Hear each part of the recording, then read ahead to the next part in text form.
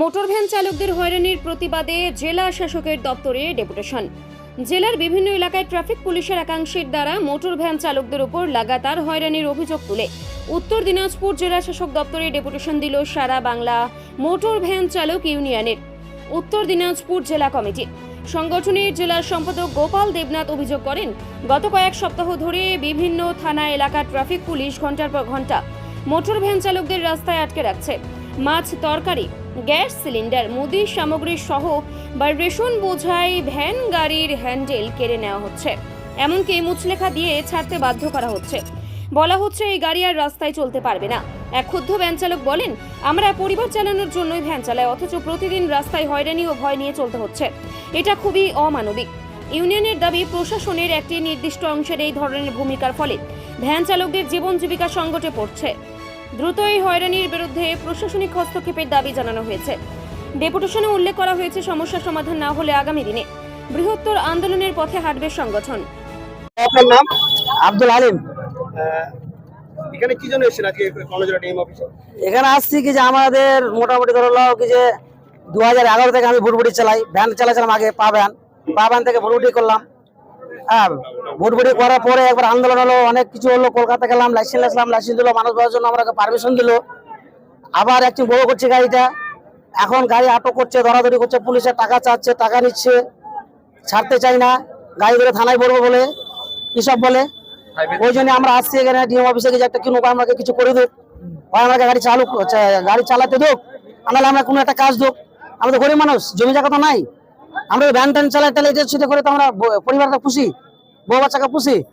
আর এখন যদি হঠাৎ করে বন্ধ করে আমরা এখন কোথায় যাবো, কি করে খাবো? কবে থেকে এই সমস্যা রয়েছে আপনাদের? এই সমস্যাটা হচ্ছে আমাদের প্রায় মোটামুটি 1 মাস থেকে। মানে কি রাস্তায় চলতে এখন কি সমস্যা হচ্ছে? সমস্যা কি, রাস্তায় চলতে দিচ্ছে না, গাড়ি ধরে নেবো, ভরে দিব, টাকা নিচ্ছে। এরা 1000 টাকা দাও বলে 500 টাকা দাও, এইভাবে টাকা নিচ্ছে। আমাদের 1000 টাকা ভাড়া যায়, তো 500 টাকা তেল ভরাই, 500 টাকা আমাদের বাঁচে, তার মধ্যে ওদের 500 টাকা চাই, তাহলে আমরা কিনে যাবো বাড়ি।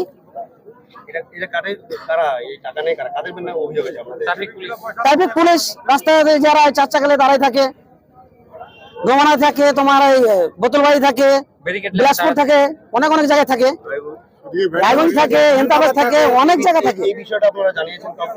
এই বিষয়টা জানাইছি, থানায় জানানো হয়েছে। বলছে চালাও, দেখো এটা করতে হবে, দেখতে হবে, এটা ও তো দেখছেই। আপনারা যে যানবাহনটা চালান, এটার কি পর্যাপ্ত লাইসেন্স বা গাড়ির কাগজপত্র আছে আপনাদের কাছে?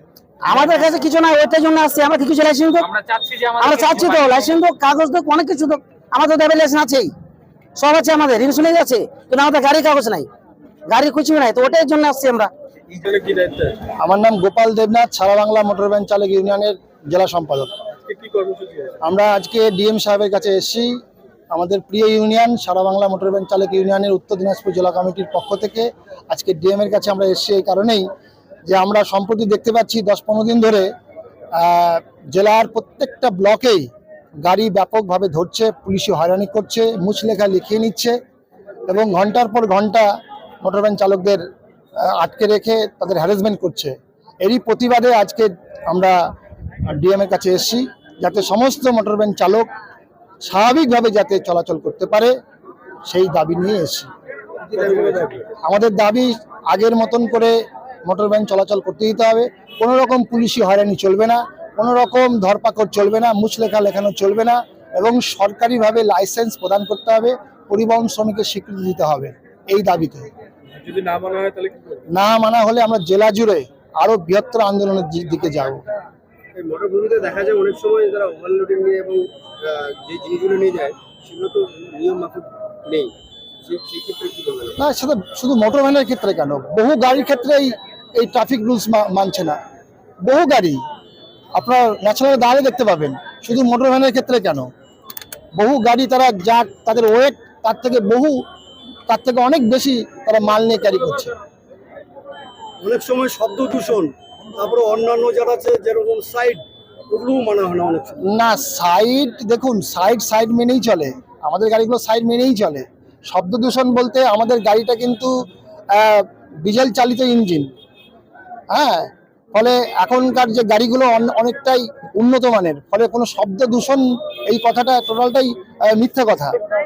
হ্যাঁ, শব্দ দূষণ এই গাড়িতে খুব একটা হয় না। আগের থেকে অনেক উন্নত, ইঞ্জিনগুলো অনেক উন্নত। অনেক সময় প্রায় দেখা গেছে যে ভুটভুটি চালকদের নিয়ে যেসব পণ্যবাহী নিয়ে তারা যায়, অনেক সময় দুর্ঘটনা ঘটে থাকে। আর সে তো শুধু ভুটভুটি কেন, শুধু ভুটভুটি কেন, বহু গাড়ি তো হয়, শুধু ভুটভুটি কেন।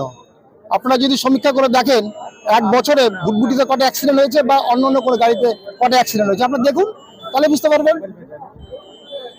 আর আমরা তো চাইছি যে ভুটভুটি গাড়িটাকে, এই মোটর ভ্যান গাড়িটাকে সরকারিভাবে পরিবহন শ্রমিক হিসাবে স্বীকৃতি দেওয়া হোক, সরকারি আওতায় আনা হোক তাকে। এটা আনলে তো সমস্যা মিটে যায়, আনা হচ্ছে না, আনছে না। আজকে আপনারা এই যে কতজন আমরা প্রায় 2000 মোটর ভ্যান চালক নিয়ে আমরা ডিএম এর কাছে আমরা এসেছি।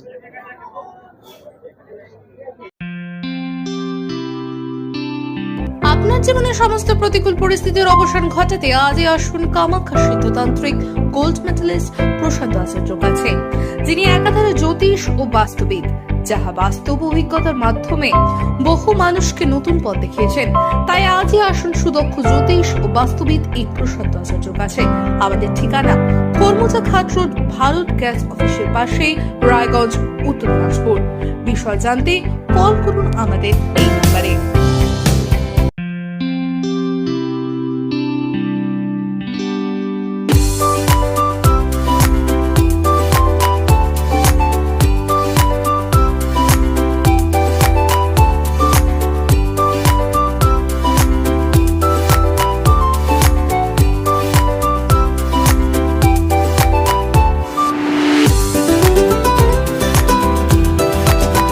ল্যাপটপ কিনলেই ছাত্রছাত্রীরা পেয়ে যেতে পারেন 1 কোটি টাকা পর্যন্ত স্কলারশিপ, 2 লক্ষ থেকে স্কলারশিপের টাকা পাওয়ার সুযোগ। এটা ছাড়াও 25টি গাড়ি জেতার সুযোগ রয়েছে, আছে 48টি মোটর বাইক জেতার সুযোগও।